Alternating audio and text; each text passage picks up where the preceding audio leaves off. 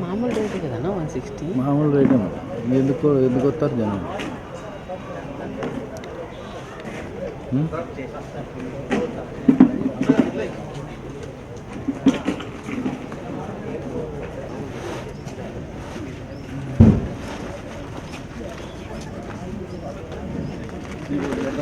సరసమైన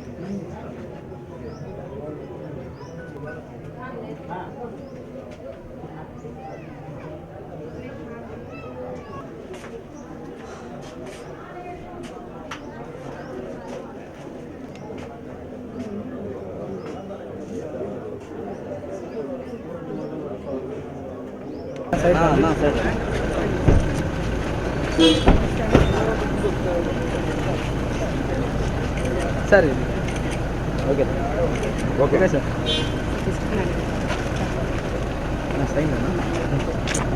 phone okay okay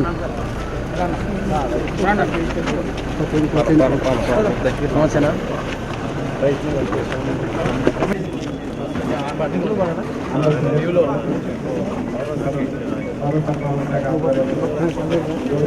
మరా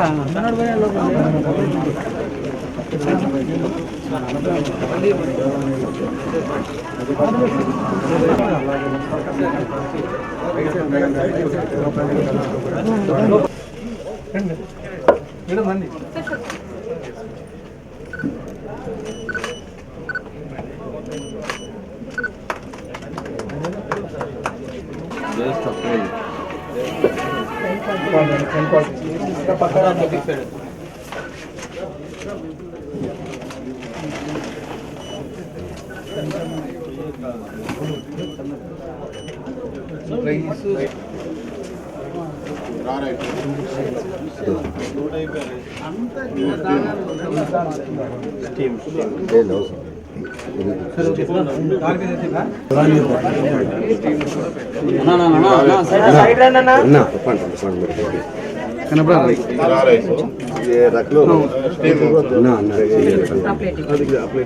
plate అంటే ఏంటి ఇందాక ఇచ్చింది వెరైటీ సార్ ఇది కూడా ఇది 49 ఫుడ్ బియ్యమని లోకల్గా హోటల్స్కి కొంచెం తీసుకుంటారు కాకపోతే మనం ఎక్కువ వాడేది హోటల్లో స్టీమ్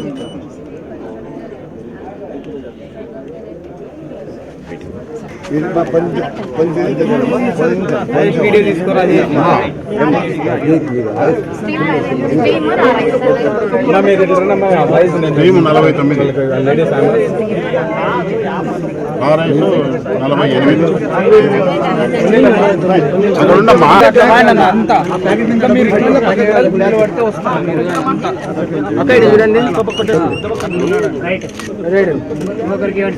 చూడండి వీడియో తీరా అంటే నువ్వు ఎక్కడ వాయిస్ వస్తాడు అలా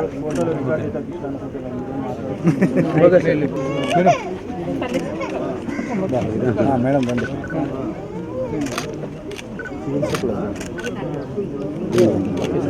మేడం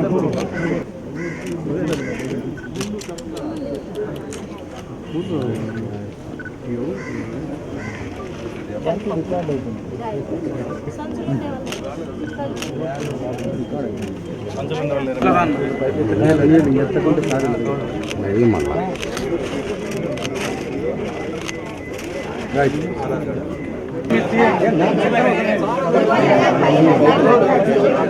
తీసుకోరు అందరికి వస్తున్నారు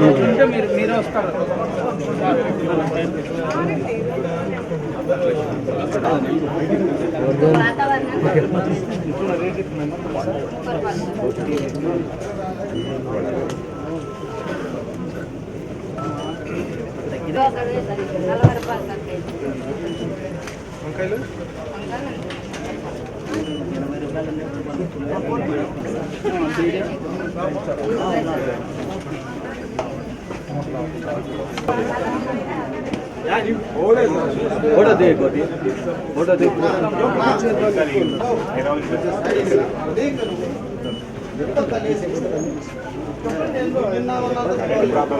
అనంతపురం రైతు బజార్ నందు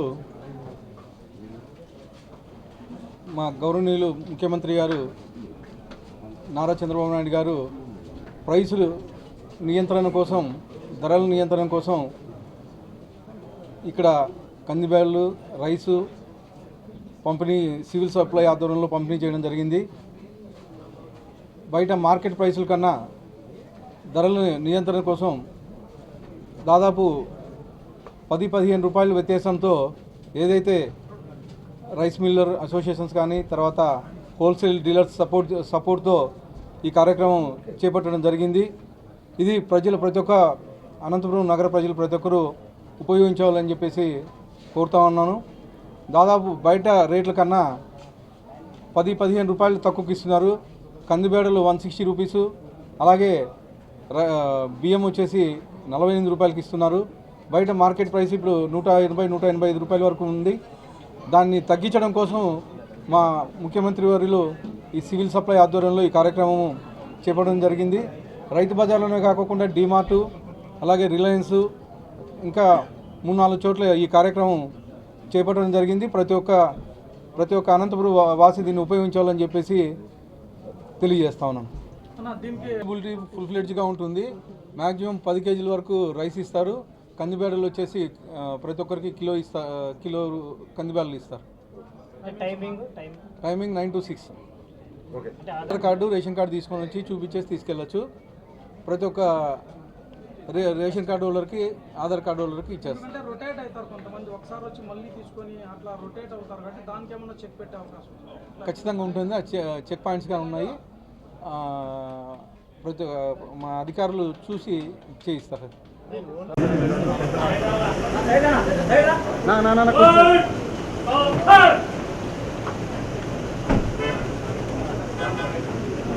కొంచెం gap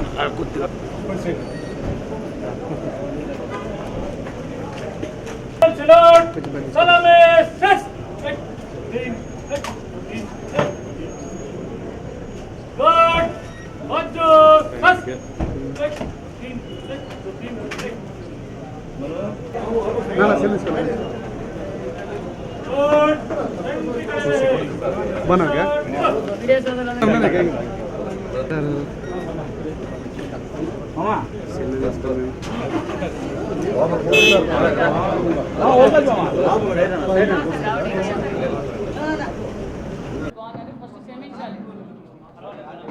communication gap sorry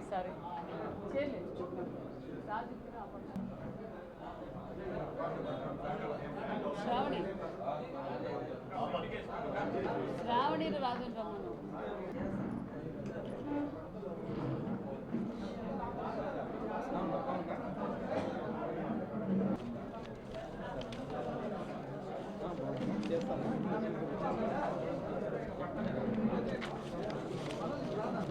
MP గారు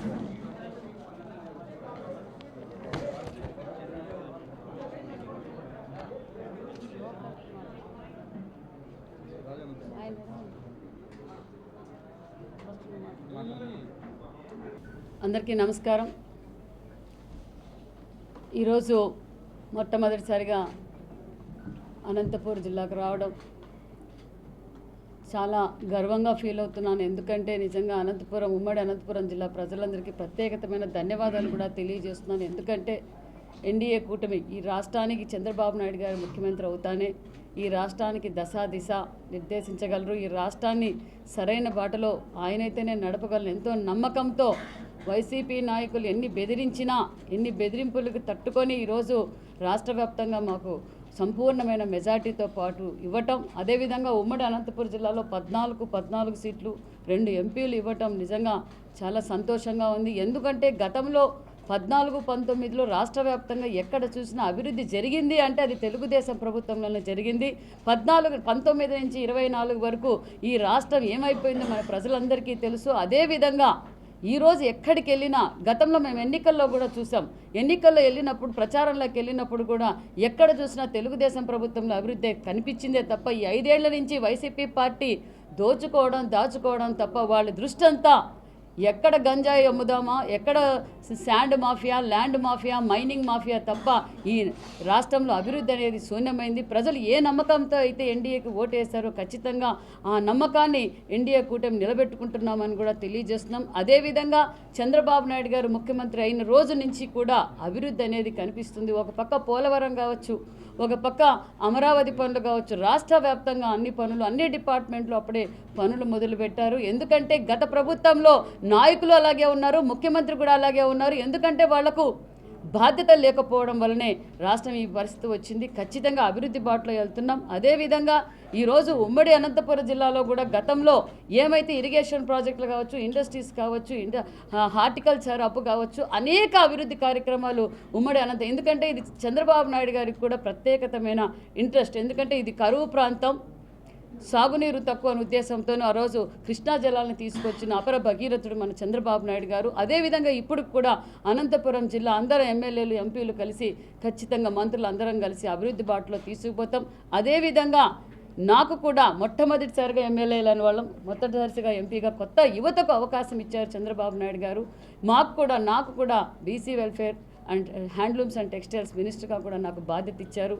నిజంగా చూస్తుంటే గత 14 నుంచి 19లోనే BC residential schools, BC hostels అన్నీ నిర్మాణం జరిగాయి. ఈ 5 సంవత్సరాల్లో 2 స్కూల్స్ తీసుకొచ్చారు.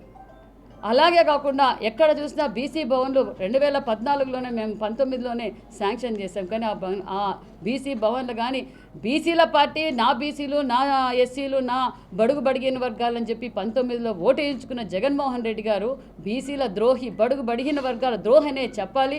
ఈరోజు పూర్వ వైభవం బీసీలకు కావచ్చు, బడుగు బడిగిన వర్గాలకు ఏదైతే 14-19లో ఏదైతే గౌరవంగా అన్ని రంగాల్లోనూ మేము ఎలాగైతే అభివృద్ధి చేశాం, ఇప్పుడు ప్రణాళిక కూడా చంద్రబాబు నాయుడు గారు మాకు దిశ నిర్దేశించారు. ఖచ్చితంగా మీరు బాధ్యత పెరిగింది, మీరు బాధ్యతగా అందరూ వ్యవహరించాలి. ఎందుకంటే ప్రజలు చాలా ఇబ్బందుల్లో ఉన్నారు, ప్రజలకు ఎప్పుడు అందుబాటులో ఉండాలని తెలియజేశారు. ఒక బీసీ హాస్టల్స్, బీసీ రెసిడెన్షియల్స్తో పాటు ఎస్సీ, ఎస్టీ రెసిడెన్షియల్ స్కూల్స్ కూడా మేము అన్నీ పరిశీలిస్తాం. రాష్ట్ర వ్యాప్తంగా అభివృద్ధి చేస్తూ ఒక పక్క వెల్ఫేరు పరిస్థితి కూడా మనం అందరం ఆలోచిస్తున్నాం. రాష్ట్రం ఈరోజు అప్పుల కూబిలో కూడిపోయింది. చంద్రబాబు నాయుడు గారు, నరేంద్ర మోడీ గారి ఆశీర్వాదంతో మన రాష్ట్రాన్ని అభివృద్ధి బాటలో తీసుకెళ్తామని కూడా తెలియజేస్తున్నాం. అదేవిధంగా ఈరోజు నాకు ఇచ్చిన బాధ్యత కూడా ఆల్రెడీ అన్ని స్కూల్స్ ఇన్స్పెక్షన్స్ జరుగుతున్నాయి. అన్ని గత 5 సంవత్సరాలు హాస్టల్స్ పరిస్థితి అయితే మరీ దారుణమైన పరిస్థితి. ఎందుకంటే మెయింటెనెన్స్ కూడా ఇవ్వలేని, డైట్ బిల్లు కూడా ఇవ్వలేని ప్రభుత్వం ఏదంటే వైసీపీ ప్రభుత్వం, గత ప్రభుత్వం అని చెప్పాలి. తక్షణమే మనం అన్ని చర్యలు తీసుకుంటున్నాం. ఖచ్చితంగా బడుగు బడిగిన వర్గాలకి గౌరవించి అన్ని రంగాల్లోని వాళ్ళు ముందుకు తీసుకువెళ్లే విధంగా కూడా ప్రయత్నిస్తున్నాం. రాష్ట్ర వ్యాప్తంగా మన 5 సంవత్సరాలుగా ఇసుక మాఫియా, సామాన్యమైన ప్రజలు ఇసుక తీసుకోవాలన్నా కూడా ఇసుక కనీసం ఎవరైనా చనిపోతే ఒక సమాధి కట్టుకోవడానికి కూడా భయపడ్డారు.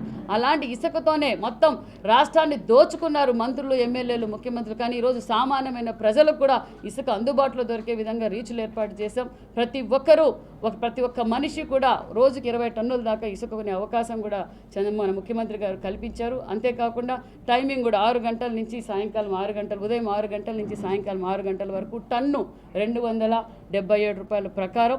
ఈ విధంగా ఇంకా ఎక్కువ రీచ్లు పెంచడానికి కూడా మేము ప్రయత్నిస్తాం. ప్రజలకి అవసరమైనది ఏదనేది తెలుగుదేశం ప్రభుత్వం, ఎన్డీఏ ప్రభుత్వానికి తెలుసు. ఖచ్చితంగా అమలు పరుస్తామని కూడా తెలియజేస్తున్నాం.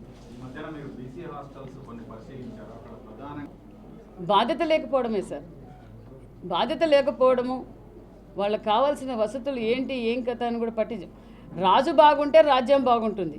మరి రాజే బాగాలేకపోతే రాజ్యం ఎలా బాగుంటుంది చెప్పండి? అంతే, బాధ్యత లేకపోవడమే.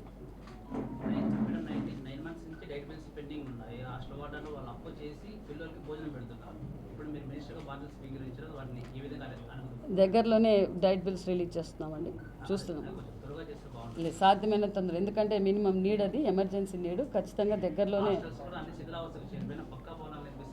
ఖచ్చితంగా నిర్మాణం చేస్తాం సార్. గతంలోనే అది తెలుగుదేశం ప్రభుత్వంలో చేసిన బిల్డింగ్సే మధ్యలో వీళ్ళు చేయలేక పట్టించుకోలేక ఆగిపోయాయి. అవి కూడా పూర్తి చేస్తాం. ఇంకా ఉమ్మడి అనంతపురం జిల్లాలోను కర్నూలు జిల్లాలో చాలా డిమాండ్ ఉంది. బీసీ రెసిడెన్షియల్స్కి, ఎస్సీ రెసిడెన్షియల్స్కి చాలా డిమాండ్ ఉంది. అవి కొత్త స్కూల్స్ తేవడానికి, కొత్త కాలేజెస్ తేవడానికి కూడా మేము ప్లాన్ చేస్తున్నాం. అవునండి,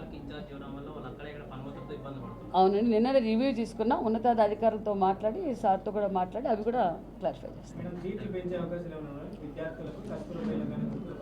ఇప్పుడు సీట్లు పెంచే అవకాశం లేదండి. నెక్స్ట్ ఇయర్కి మనము స్కూల్స్ పెంచుతాము, సెక్షన్స్ కూడా పెంచడానికి ప్రయత్నిస్తాం.